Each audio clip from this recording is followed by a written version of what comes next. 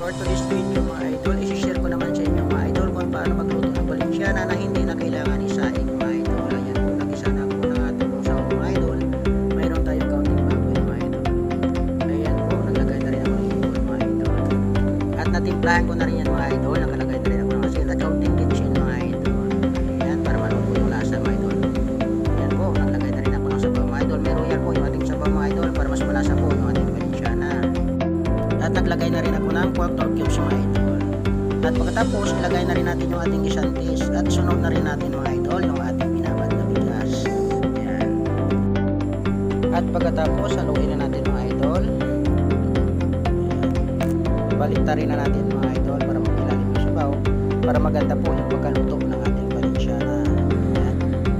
Ayan mga idol, takpan muna natin mga idol para hindi matumihan dahil magbawas tayo ng apoy. Bawasan natin yung apoy mga idol para hindi po masunog yung ating Valenciana. Ayan, ganyan lang mga idol. Ayan. At magtabon rin tayo mga idol ng dahon ng saging. Ayan, para hindi sumingaw. Ayan.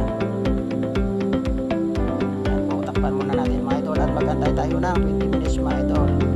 At after 20 minutes mga idol, ayan, tingnan natin mga idol. Ayan po, maganda po yung